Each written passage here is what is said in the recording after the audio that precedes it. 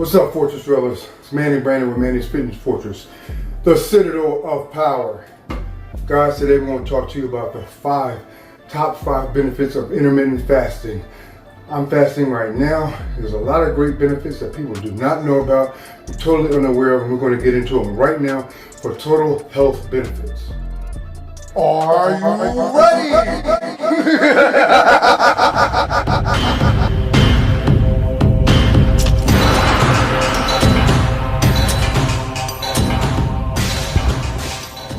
Alright guys, we're going to get right into it, but before that, make sure you check out gaspofficial.com and Gas Official, the site. Check out the entire movement, clothes, merch, lifestyle, tournaments, get involved with the community. Gaspofficial.com or official gas hashtag. Let's get it, let's get involved.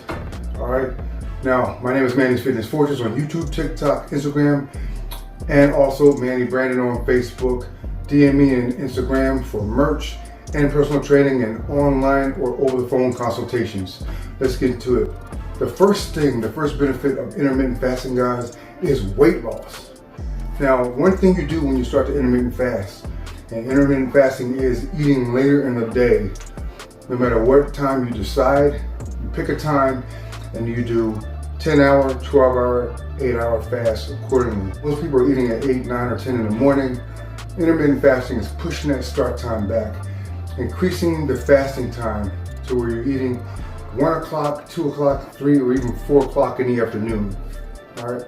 Now, by doing this, it makes your body, it demands your body to use the food, utilize the food that's already in your system, whether that be inflammatory carbs, proteins, fats, and after all that is consumed and depleted, your body starts feeding upon its own fat for energy, and you can do that, and that's advantageous for athletes. That's why when people are in pre-contest mode, you want to lower your carbs, and you can actually use your fat reserves for energy.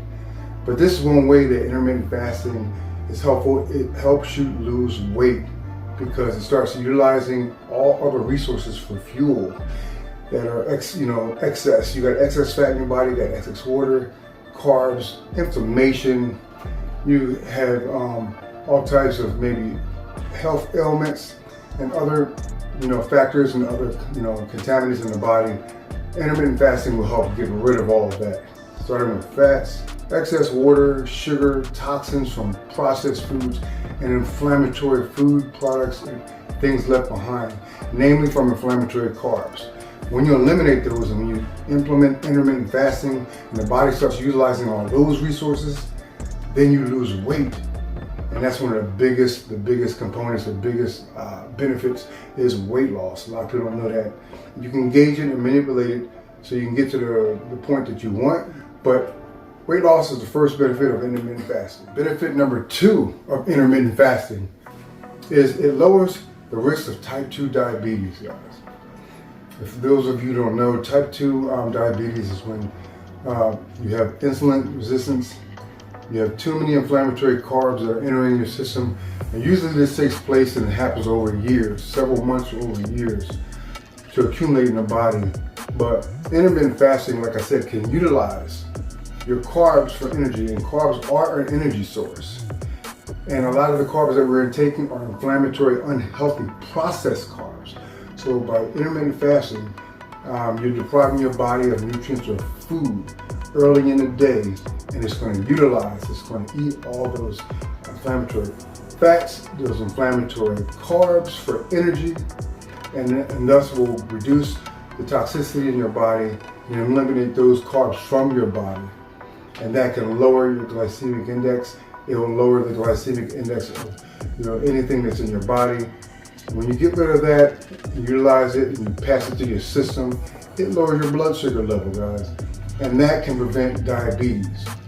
And one thing you have to know is all carbs are not bad. A lot of people demonize all carbs. There's good carbs and bad carbs. Basically, if God didn't make it, it's a laboratory experiment. So when you see pasta, there are some healthy pastas that are whole wheat, whole grain, that don't have a ton of processed chemicals in them, but you're basically talking about white rice, brown rice, wild rice, sweet potatoes, white potatoes, steel cut oatmeal, organic oatmeal, quinoa, things like this. These are natural organic grains, natural carbs. Then you got your veggies, your lower glycemic carbs, your fruits and veggies. But these are the things that you want to eat. All right. Now, when you lower your highly glycemic carbs, your very processed carbs, your inflammatory carbs, you're talking about lowering the intake of white bread, sugar, pastries and donuts and baked goods with high fructose corn syrup in them. That's what leads to diabetes, guys. Pepsi Cola, all these soft drinks with high fructose corn syrup in them, all these different sugar substitutes. This is the catalyst for diabetes, type 2 diabetes. So by intermittent fasting, there's people that drink this stuff in the morning. By intermittent fasting, you can deprive your body of these toxic, empty calories, and that will also lower your blood sugar level, hence lowering your chances of getting type 2 diabetes. The third way intermittent fasting can help your health is, lowering your risk of heart attacks, improving your heart health. The first thing they tell you is when you do intermittent fasting, the first thing you should introduce in your body is something that's highly fibrous, healthy, organic, and preferably fruits, veggies, and lean meats. No carbs at all. When you end your fast, your intermittent fasting and your regular fast, enter proteins and fiber in your body. So you don't really want to eat a sandwich with bread. You don't want to really eat potato chips or things like that, or processed box prepared foods with a ton of ingredients and chemicals. You read the ingredient label on the back of all these packages. They're like 1 to 2 paragraphs long. All those things are created in the laboratory. They're contaminants, all types of chemicals that you don't need. So you want to break your intermittent fasting with fruits, veggies, and lean meats, nuts, or healthy grains, low glycemic grains. By doing that, you will lower the risk of heart disease. A lot of these processed food products that are in the stores, box prepared foods, are totally out of this world, are off the charts in sodium. All right. Also, high fructose corn syrup, excess sugar, canola oil, seed oils, all these things, especially seed oils, guys. Olive oil, coconut oil, avocado oil, those are the only 3 oils you should be cooking with. All the rest of the seed oils are highly inflammatory. Your canola oils, your corn oil, vegetable oils, they're all highly processed, and they're based on omega-6 fatty acids, which is very highly inflammatory. So by eliminating those, you can improve your heart health. And intermittent fasting does that because a lot of the foods that Americans eat in the beginning of their day, in the morning and mid-noon, are foods that are highly inflammatory, highly processed, and not fibrous, and not high protein dense. You need high protein density foods, proteins, veggies, and fruits, nuts, things of that sort. So by intermittent fasting, it also helps your heart health by giving your system a break in the morning. Every system, actually, your digestive system, your circulatory system, all that stuff that's in your bloodstream, that's usually in there, you can get it out. Especially if you do like a lemon water fast in the morning, lemon cleanse, detox, lemon water, lime water. So all these things can help lower your risk of heart disease, and that's very fourth thing. The fourth way intermittent fasting is really healthy is for your brain health. Alzheimer's, dementia, stroke, all these things come from inflammatory foods.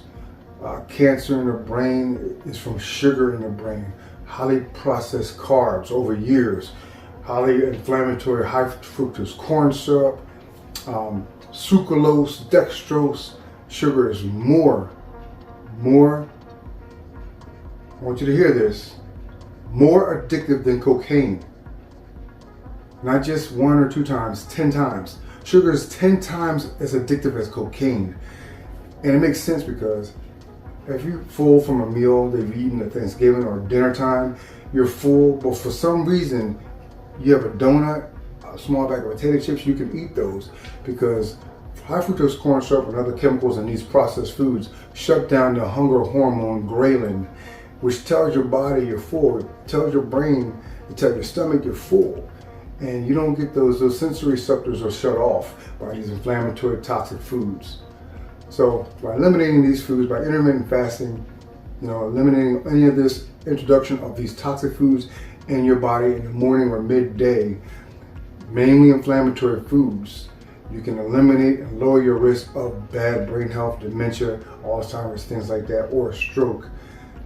Because a lot of these foods that are toxic for one reason are toxic for multiple reasons. A lot of these inflammatory carbs, can not only lead to dementia, but also stroke. So heart health, brain health, digestive health, it's all related, because these foods that are damaging to the body damages multiple systems. That's why the same way healthy foods and organic foods are helpful to the body, they're helpful and advantageous for multiple body systems.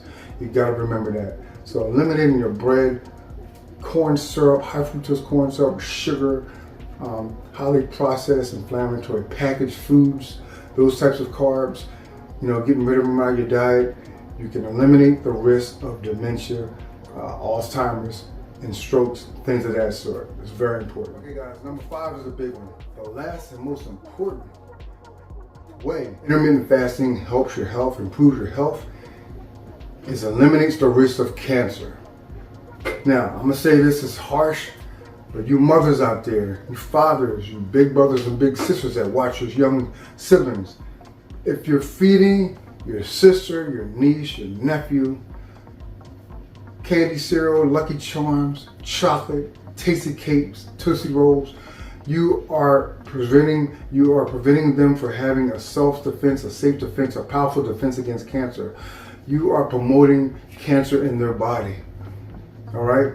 If you feed anyone anything with sugar in it, and they're a person that indulges in sugar and eats multiple foods with sugar content weekly, sugar surplus, a surge of sugar, you are slowly feeding your body cancer. You're slowly improving, increasing, and building cancer cells in your body, because that's what sugar does. Sugar feeds off, cancer feeds off sugar. Cancer cells grow from sugar.